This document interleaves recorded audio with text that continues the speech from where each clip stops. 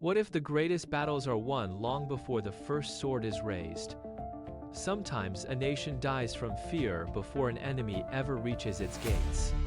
And in the summer of 490 BC, Athens stood on the edge of becoming another forgotten city, swallowed by history.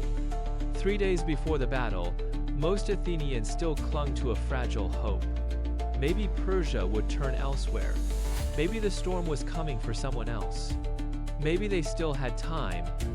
Then the refugees arrived. Not in organized columns, not as soldiers, as broken people. An exhausted officer caught a woman before she collapsed into the dust. What happened? Her lips trembled. The ships. She struggled to breathe. So many ships. Behind her came families carrying whatever pieces of their lives they could save. Children cried. Carts creaked beneath bundles of ash-covered belongings. Another survivor stepped forward. They surrounded the city. The walls? They didn't last. Silence. Then someone whispered the words nobody wanted to hear. They burned the temples first. The officer looked away. Not because he doubted them, because he believed every word. Soon panic spread through Athens like fire through dry grass. Merchants abandoned their stalls.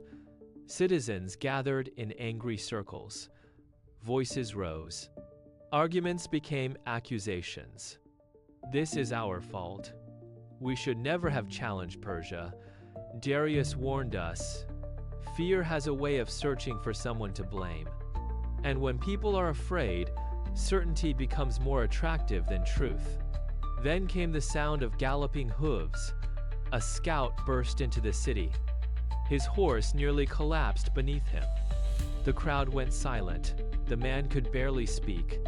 The Persian fleet. He swallowed hard. They've landed. Where? Marathon. A chill moved through the crowd. Because everyone knew what that meant. The road to Athens lay open. And somewhere above the chaos stood a man named Miltiades. Unlike many others, he had seen the Persians before. He knew something fear often hides from us. The danger is real, but panic never improves our chances of surviving it. That night, the generals gathered. 10 commanders, 10 votes. Half argued for caution. Wait behind the walls. Sparta will come. Don't fight Persia on open ground. Miltiades listened quietly. Then he spoke. If we wait, we surrender everything before the battle even begins. The room fell silent, because everyone knew a difficult truth. Athens could not survive by hiding. Sometimes the safest-looking choice becomes the most dangerous one. Miltiades pointed toward Marathon. That is where we stop them. Still, doubt remained. The Persian army outnumbered them. Perhaps 2 to 1, maybe more. The votes split evenly. 5 for battle, 5 against. Everything now rested on one man, Callimachus, the deciding voice. Miltiades looked directly at him. If we refuse to act, fear will destroy this city long before Persia does. For a long moment, Callimachus said nothing. Then he stood. We march. At dawn, 10,000 Athenians left their city. Not because they were fearless, because they had decided fear would not be their master. Hours later, another force appeared on the road. 1,000 soldiers from Plataea, a small ally, a small city, a small army, yet they came anyway. Not because victory seemed likely, because loyalty mattered more than comfort. Miltiades greeted their commander. You came. The Plataeans smiled. We stand with Athens until the end. In moments like these, hope rarely arrives as a miracle. More often, it arrives as people choosing not to abandon each other. As the army approached Marathon, they finally saw Persia. Ships covered the coastline. Tents stretched across the horizon. Thousands upon thousands of soldiers. Archers, infantry, cavalry. The sheer size of it felt overwhelming. Some men stared in silence. Others looked away. Many had heard stories about the Persian Empire. Now the stories were standing in front of them. The Greeks took position in the hills. The Persians waited below. Days passed. Neither side attacked. The Athenians prayed for Sparta. Instead, they received disappointing news. Sparta would come, but not yet. Religious obligations delayed them. Athens was alone. Again. Every morning, the Persians displayed their cavalry across the plain, a reminder of what awaited anyone foolish enough to fight on open ground. Inside the Greek camp, doubt grew. Some wondered if they had made a terrible mistake. Others simply lay awake at night wondering whether they would ever see home again. Because courage is not confidence. Courage is what remains when confidence disappears. Then, something changed. Greek scouts noticed unusual activity near the Persian ships. Horses moving, crews shouting, transport vessels shifting position. Soon, another scout arrived. The cavalry camps are empty. Everything stopped. Miltiades understood immediately. The opportunity might last only hours, maybe less. If they waited, it would disappear forever. He gathered his commanders. We attack now. The response was immediate. Attack? Downhill? Into their archers? It will be suicide, perhaps. But waiting carried its own death sentence. Life often presents us with choices between costly options. Not between good and bad ones. Miltiades chose the cost he believed Athens could survive. The order spread.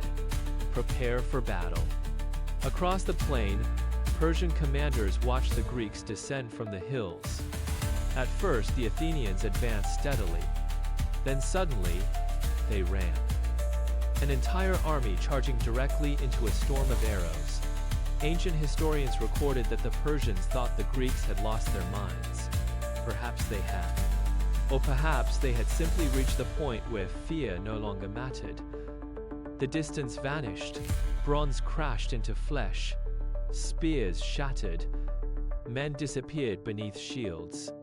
The battle became chaos. At the center of the line, disaster unfolded. Persia's strongest troops pushed forward relentlessly. Greek soldiers stumbled backward. The center began to collapse. Dust filled the air. Confusion spread. For a moment, it looked as though everything was lost. But on the wings, another story was unfolding.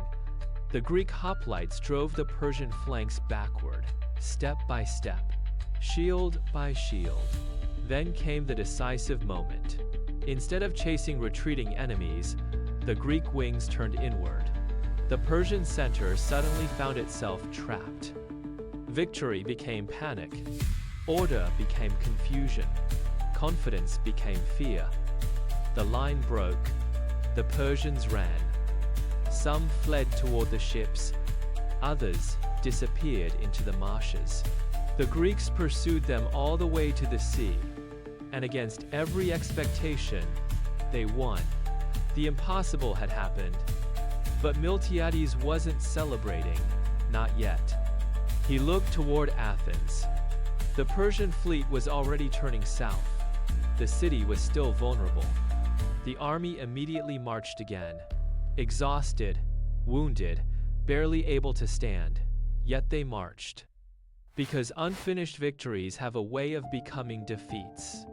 By the time the Persian fleet reached Athens, the Greeks were already there, waiting, standing, refusing to move. The Persians looked upon a city that should have been helpless. Instead, they found a people who had chosen courage twice, and so they turned away.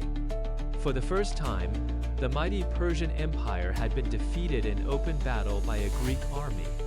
The shock rippled across the ancient world. Persia was not invincible. Fear was not destiny. And perhaps that's why this story still matters. Because every generation faces its own marathon. A moment when the odds seem impossible. When fear whispers that surrender is wisdom. when waiting feels safer than acting. Yet Scripture echoes a different truth. Be strong and courageous. Do not be afraid or discouraged, for the Lord your God is with you wherever you go. Joshua 1-9.